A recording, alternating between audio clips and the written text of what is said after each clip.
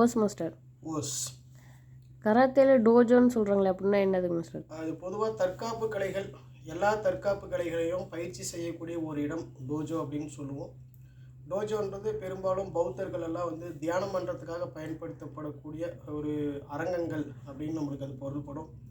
இருந்தாலும் நம்மளை பொறுத்த வரைக்கும் கராத்தேவில் பர்டிகுலராக தற்காப்பு கலைகளை நம்ம கராத்தேவை பற்றி தான் பேசிகிட்டு இருக்கோம். அந்த கராத்தேவில் நம்ம பயிற்சி செய்யக்கூடிய இடம், உள்ளரங்கத்தில் வந்து பார்த்திங்க அப்படின்னா பயிற்சி செய்யக்கூடிய இடத்த பெரும்பாலும் நம்ம என்னென்னு சொல்லுவோம் அப்படின்னா டோஜோன்னு சொல்லுவோம்.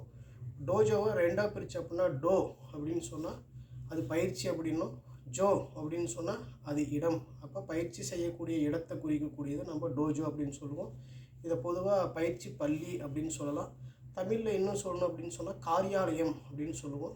காரியாலயம் அப்படின்றது பயிற்சி செய்யக்கூடிய பயிற்சி மையம், அதை தான் நம்ம சொல்லுவோம். உடல் ரீதியாகவும் மன ரீதியாகவும் பார்த்திங்க அப்படின்னா நம்ம தயார்படுத்திக்குவோம். இது பெரும்பாலும் தியானம் பண்ணக்கூடிய ஒரு இடத்த தான் சொல்லுவாங்க. ஆனால் கராத்தேவில் முழுக்க உடல் மற்றும் மனம் சார்ந்த விஷயங்களை நம்ம அதிகமாக வலுப்பெறத்துக்காக பயிற்சி செய்கிறதுனால இது ஒரு பயிற்சி பள்ளி அல்லது கராத்தே பயிற்சி பள்ளி அப்படின்னு நம்ம பொருள் எடுத்துக்கலாம். நன்றி.